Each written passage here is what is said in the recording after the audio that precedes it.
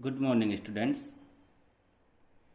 कल की क्लास में हम इंडक्टिव इफेक्ट पढ़ रहे थे और इंडक्टिव इफेक्ट के बारे में इतना अध्ययन किया था कि सिग्मा बंध के इलेक्ट्रॉनों का अधिक विद्युत ऋणी परमाणु की तरफ पार्शियली डिस्प्लेसमेंट होता है, जिससे सिग्मा बंध में पोलैरिटी आ जाती है। इंडक्टिव इफेक्ट दो तरीके से प्रभाव डालता है। एक तो पॉजिटिव इंडक्टिव इफेक्ट, जिसको प्लस आई इफेक्ट कहते हैं, और दूसरा नेगेटिव इंडक्टिव इफेक्ट, जिसको माइनस आई इफेक्ट कहते हैं। ये उन ग्रुप्स की सीरीज है जो माइनस आई इफेक्ट दिखाते हैं, और ये उन ग्रुप्स की सीरीज है जो प्लस आई इफेक्ट दिखाते हैं।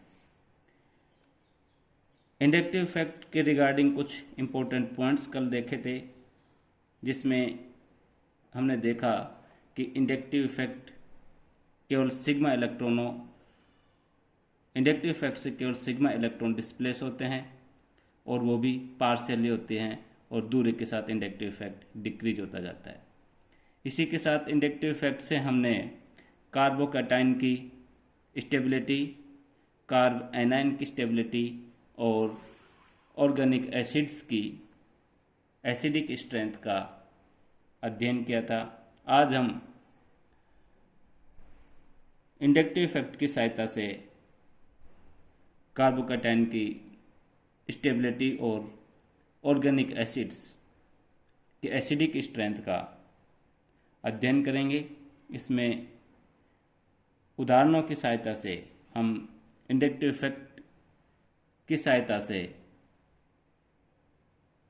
कार्बोकैटायन की स्टेबिलिटी और ऑर्गेनिक एसिड की एसिडिक स्ट्रेंथ को समझेंगे। इसमें सबसे पहला जो क्वेश्चन हमने लिया है, arrange the following carbocations according to decreasing stability order.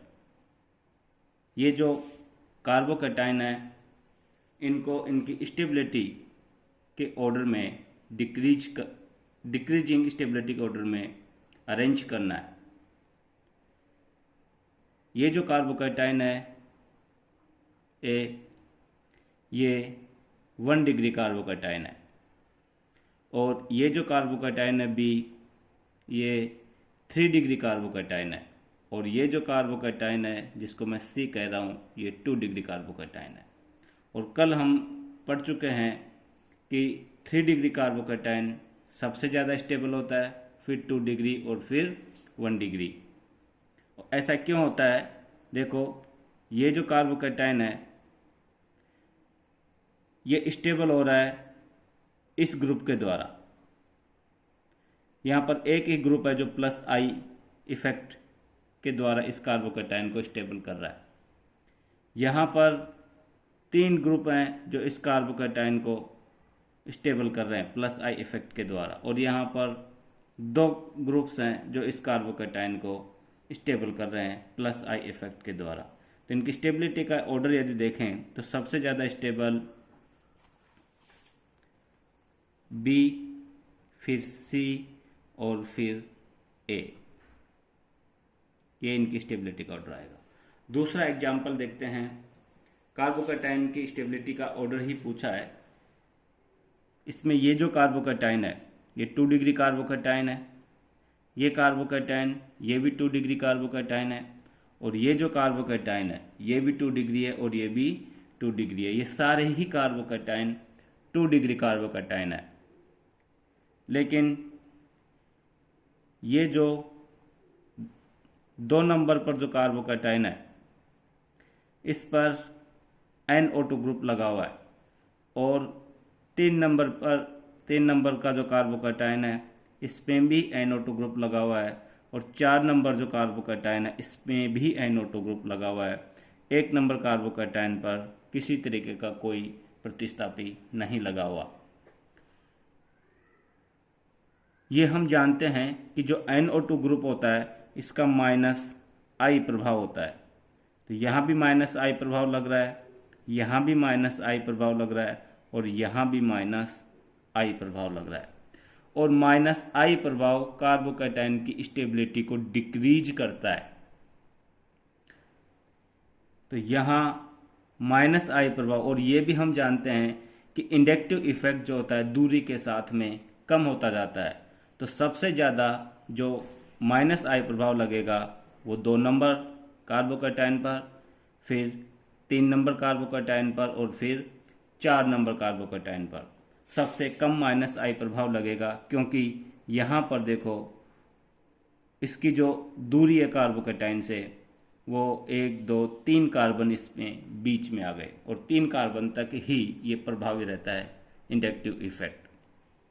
तो सबसे ज़्यादा स्टेबल तो वो कार्बोकैटायन है जिसके ऊपर कोई प्रभाव माइनस आई प्रभाव नहीं लग रहा, अर्थात 1 नंबर कार्बोकैटायन सबसे ज़्यादा स्टेबल है। उसके बाद वो कार्बोकैटायन जिसके ऊपर माइनस आई प्रभाव मिनिमम लग रहा है वो 4 नंबर है, क्योंकि 4 नंबर के ऊपर डिस्टेंस ज़्यादा होने की वजह से इस कार्बोकैटायन पर माइनस आई प्रभाव मिनिमम हो गया। और फिर 3 नंबर और फिर 2 नंबर। 2 नंबर कार्बोकैटायन के ऊपर माइनस आई प्रभाव मैक्सिमम है, तो इसकी स्टेबिलिटी मिनिमम हो गई। नेक्स्ट एग्जाम्पल देखते हैं। ये भी कार्बोकैटायन है। इस कार्बोकैटायन नंबर 1 को देखो, 2 डिग्री कार्बोकैटायन है। ये भी 2 नंबर कार्बोकैटायन जो है ये भी 2 डिग्री कार्बोकैटायन है, और 3 नंबर कार्बोकैटायन है ये भी 2 डिग्री कार्बोकैटायन है। इनकी स्टेबिलिटी का ऑर्डर देखो, यहाँ पर कोई प्रतिस्थापी नहीं है जो इस कार्बोकैटायन को स्टेबल करे। यहाँ पर देखो इस रिंग में एक प्रतिस्थापी CH3 लगा हुआ है और इस 3 नंबर कार्बोकैटायन में 2 CH3 ग्रुप इस रिंग से लगे हुए हैं। साइक्लोहेक्सेन जो रिंग है इस रिंग से 2 CH3 ग्रुप लगे हुए हैं। जो CH3 ग्रुप होता है इसका प्लस आई प्रभाव लगता है, और ये हम जानते हैं कि प्लस आई प्रभाव कार्बोकैटायन की स्टेबिलिटी को इंक्रीज करता है। तो यहाँ पर 1 प्लस आई प्रभाव है और यहाँ पर 2 प्लस आई प्रभाव है। इस स्थिति में सबसे ज़्यादा जो स्टेबल होगा कार्बोकैटायन वो 3 नंबर कार्बोकैटायन सबसे ज़्यादा स्टेबल होगा, फिर 2 नंबर और फिर 1 नंबर। सबसे ज़्यादा स्टेबल 3 नंबर, फिर 2 नंबर और फिर 1 नंबर। नेक्स्ट एग्जाम्पल देखते हैं। ये 2 डिग्री कार्बोकैटायन है। जो कार्बोकैटायन क्वेश्चन नंबर 4 के अंदर जो कार्बोकैटायन नंबर 1 है ये 2 डिग्री कार्बोकैटायन है। ये भी 2 डिग्री कार्बोकैटायन है, ये भी 2 डिग्री कार्बोकैटायन है, और 4 नंबर कार्बोकैटायन भी 2 डिग्री है। कार्बोकैटायन नंबर 1 साइक्लोहेक्सेन के ऊपर कोई प्रतिस्थापी नहीं है। कार्बोकैटायन नंबर 2 साइक्लोहेक्सेन के ऊपर एक प्रतिस्थापी है Br, और Br का हम जानते हैं माइनस आई प्रभाव लगता है, Br का माइनस आई प्रभाव। और 3 नंबर कार्बोकैटायन पर फ्लोरीन लगा हुआ है और फ्लोरीन का भी हमें पता है कि माइनस आई प्रभाव लगता है। और 4 नंबर कार्बोकैटायन के ऊपर 2 प्रतिस्थापी लगे हुए हैं, इस Br का माइनस आई और इस Br का भी माइनस आई। और ये हम अच्छे से जानते हैं कि माइनस आई प्रभाव कार्बोकैटायन की स्टेबिलिटी को डिक्रीज करता है। तो कार्बोकैटायन नंबर 2, 3 और 4 तीनों में माइनस आई प्रभाव लग रहे हैं, जबकि कार्बोकैटायन नंबर 1 में किसी तरीके का कोई प्रभाव नहीं लग रहा। तो सबसे ज़्यादा स्टेबल तो कार्बन नंबर 1 होगा। अब इसके बाद कौन सा होगा? वो कार्बोकैटायन होगा जिस पर माइनस आई प्रभाव मिनिमम लग रहा है। यहाँ देखो जो माइनस आई प्रभाव ब्रोमीन की वजह से जो माइनस आई प्रभाव लग रहा है वो ब्रोमीन 1 नंबर कार्बन से जुड़ा हुआ है, और यहाँ फ्लोरीन की वजह से जो माइनस आई प्रभाव लग रहा है तो यहाँ फ्लोरीन 2 नंबर कार्बन से जुड़ा हुआ है। कार्बोकैटायन के रेस्पेक्ट में यदि नंबरिंग करें तो ये 1 नंबर कार्बन, ये 2 नंबर और ये 3 नंबर। तो यहाँ जो ब्रोमीन लगा हुआ है ये 1 नंबर कार्बन से, या अल्फा कार्बन कह दो, ये बीटा कार्बन से और ये गामा कार्बन से, ये 2 नंबर कार्बन से जुड़ा हुआ है। और यहाँ जो 2 Br जुड़े हुए हैं ये 2 नंबर कार्बन से, 1 और 2, और इधर भी 1 और 2 नंबर कार्बन से जुड़े हुए हैं। जब ये सिचुएशन आ जाए कि यहाँ पर जो Br है ये 1 नंबर कार्बन से जुड़ा हुआ है और यहाँ जो फ्लोरीन है वो 2 नंबर कार्बन से जुड़ा हुआ है, और यदि पावर देखें तो फ्लोरीन का -I इफेक्ट ज़्यादा होता है Br की अपेक्षा। ऐसी सिचुएशन में हमको सबसे पहले डिस्टेंस देखनी है। इंडक्टिव इफेक्ट के अंदर जो डिस्टेंस होती है वो डोमिनेंट होती है नंबर के ऊपर, और नंबर डोमिनेंट होते हैं पावर के ऊपर, DNP, distance, number and power. इसको ध्यान में रखते हुए इसका आंसर निकालना है। सबसे पहले हमको डिस्टेंस देखनी है, यानी वो कार्बोकैटायन जिस पर इंडक्टिव इफेक्ट दिखाने वाला ग्रुप जितने पास में होगा उसका प्रभाव उतना ही ज़्यादा होगा। तो यहाँ पर देखो -I प्रभाव दिखाने वाला Br कार्बोकैटायन के ज़्यादा पास में है, तो -I प्रभाव सबसे ज़्यादा कार्बोकैटायन नंबर 2 पर लगेगा। तो सबसे कम जो स्टेबल हुआ वो कार्बोकैटायन नंबर 2 हुआ। अब यहाँ देखो डिस्टेंस सबसे कम कार्बोकैटायन नंबर 2 में थी। अब यहाँ देखो कार्बोकैटायन नंबर 3 और कार्बोकैटायन नंबर 4 दोनों में डिस्टेंस बराबर है। यहाँ पर फ्लोरीन जो जुड़ा हुआ है ये 2 नंबर कार्बन से जुड़ा हुआ है, यहाँ ब्रोमीन 2 नंबर से और इधर ब्रोमीन 2 नंबर से, यहाँ 2 Br जुड़े हुए हैं, यहाँ 1 फ्लोरीन जुड़ा हुआ है। ऐसी सिचुएशन में जब डिस्टेंस बराबर आ जाए तो डिस्टेंस के बाद में हमको नंबर देखने होते हैं।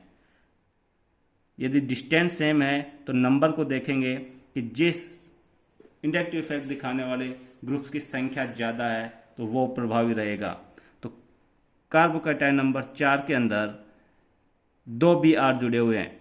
हालांकि फ्लोरीन का इंडक्टिव इफेक्ट -I इफेक्ट ज़्यादा होता है Br की अपेक्षा, लेकिन यहाँ -I 2 Br की वजह से लग रहा है, इस वजह से ये ज़्यादा प्रभावी होगा। तो -I इफेक्ट जो है 4 नंबर में ज़्यादा होगा 3 की अपेक्षा, तो 4 नंबर और फिर 3 नंबर।